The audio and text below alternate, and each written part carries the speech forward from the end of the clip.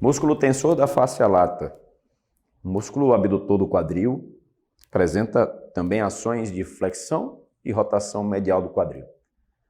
É um músculo que tende a assumir uma demanda elevada, ou seja, uma demanda adicional, diante de reduzida eficiência, principalmente de músculos como o glúteo mínimo e médio, abdutores do quadril.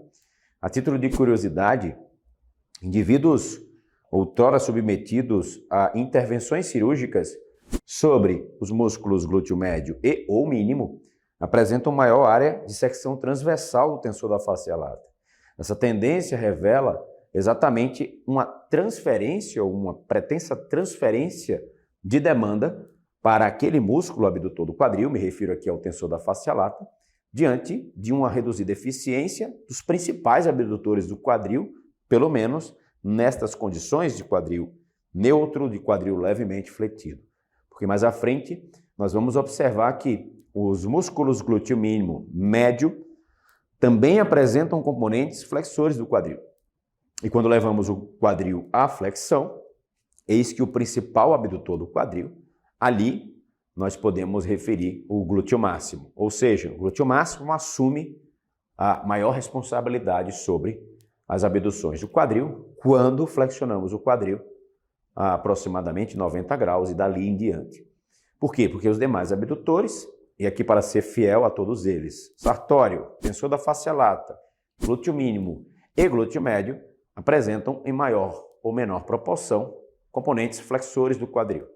Quando levamos o quadril à flexão, cadeira abdutora, a abdução do quadril a partir de uma posição sentada, enfim, sobre um banco, quadril flexionado a 90 graus ou mais, eis que priorizamos a ação abdutora do músculo glúteo máximo e minimizamos a eficiência dos demais abdutores citados. Além do glúteo máximo, nós teríamos o músculo piriforme, que continua abdutor do quadril, o obturador interno, e o capante registra o quadrado femoral, e a ele atribui um componente ainda que tênue abdutor do quadril. Mas aqui vamos falar especificamente sobre o músculo tensor da face lata, músculo que apresenta uma inserção proximal na espinha ilíaca anterosuperior e se insere, como já dito, na banda iliotibial. A banda iliotibial percorre toda a região lateral da coxa e vai se inserir na tíbia. A banda iliotibial, lembrando, professores, guarda conexão direta com a própria patela. Portanto, se nós recorrermos à leitura do Donald Newman, aquele autor apresenta uma ilustração que revela um componente de tração lateral da patela atribuível à banda iliotibial. Então pensemos, se eu tenho um músculo sobrecarregado e este músculo se insere diretamente na banda iliotibial e assume, aspas, uma dominância diante da baixa eficiência de outros abdutores de quadril, como já citados, devo esperar, de fato, um maior tracionamento ou uma maior influência sobre esta banda iliotibial, decorrente da rigidez ou da carga excessiva, demanda excessiva incidente sobre o músculo tensor da face lata. Lembrem-se que quando nos referíamos aos flexores monoarticulares do quadril, também mencionei uma tendência à transferência de demanda ou maior demanda do tensor da face lata diante de uma baixa eficiência ou eventual redução de eficiência dos músculos flexores do quadril, flexores monoarticulares do quadril, psoas ilíaco, psoas maior ilíaco, para as flexões de quadril. Ou seja, uma sobrecarga incidente sobre o tensor da face lata, reto femoral, e menor ênfase sobre sartório. Então, o tensor da face lata pode assumir ou pode suportar um aumento de demanda, seja para as abduções, seja para as flexões do quadril. E como nós vamos intervir sobre este músculo? Ora, como dito, seção proximal na espinha ilíaca anterosuperior. Eu posso palpá-la e correr o dedo inferiormente, mantendo este alinhamento à espinha ilíaca anterosuperior, buscando a região lateral da coxa. Obviamente, a frente da linha do trocante é maior. Então, aqui, professores, eu costumo usar como exemplo, somente para ilustração, o bolso da moeda da calça. O bolso da moeda da calça. Nessa região, nós encontraríamos o músculo tensor da face lata e cientes de que este músculo apresenta um componente flexor do quadril, quando levo o quadril à flexão, se estiver palpando o tensor da face lata, de fato, identificarei movimento ou ação relevante deste músculo, assim como na própria abdução. Então aqui eu realizo uma palpação sobre o músculo tensor da face lata e nesta região posicionarei a bolinha. Ok? Sempre a bolinha de Lacrosse, por quê? Eu sei que alguns de vocês podem ter se deparado com a utilização do rolo de espuma nessa região lateral da coxa. Porém, aqui eu não tenho massagens diretas sobre o músculo tensor da face lata. Aqui eu localizo a banda iliotibial. O tensor da face lata estaria somente nessa região proximal da coxa. Portanto, eu irei utilizar a bolinha de Lacrosse, diminuindo a área de contato com o intuito de buscar maior pressão e, exatamente a partir dessa posição, vou levá-la contra a parede. Vamos lá, Bruno? Primeira providência, vou localizar espinha ilíaca antero-superior.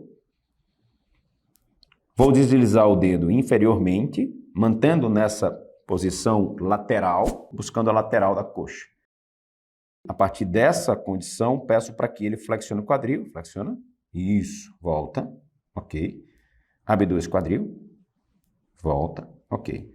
Vamos fazer de lado. Realizei a palpação da espinha ilíaca antero-superior.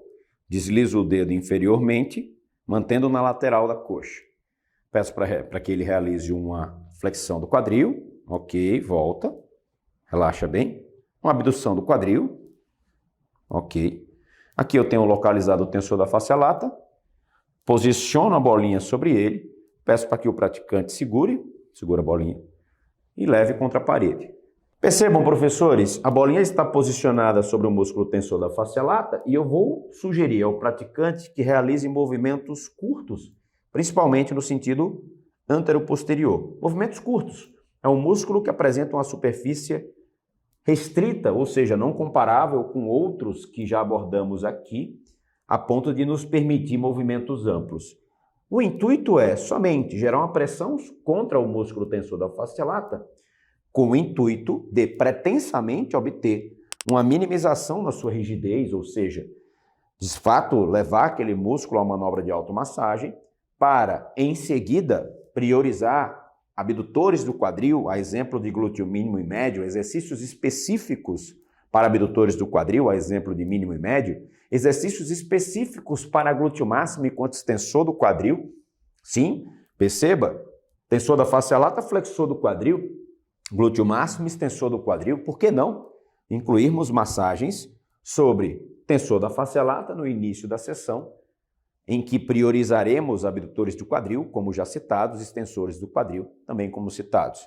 Nesse sentido, as massagens sobre tensor da face lata são providências úteis e de fácil aplicação para a sala de musculação.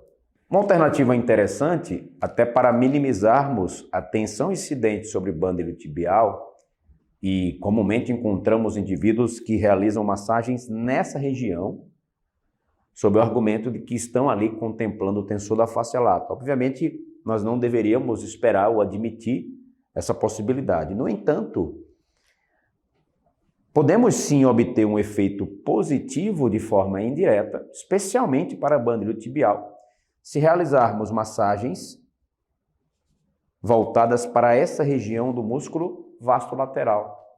O vasto lateral guarda conexão direta com a banda iliotibial. E a inclusão de massagens sobre este músculo pode ser útil para suceder as massagens sobre o próprio tensor da face lata. Então, eu peço para que Bruno apoie uma das coxas, ali na região, e buscando a região do músculo vasto lateral. Perceba, ele está utilizando o antebraço como um apoio e a mão contralateral sobre o solo.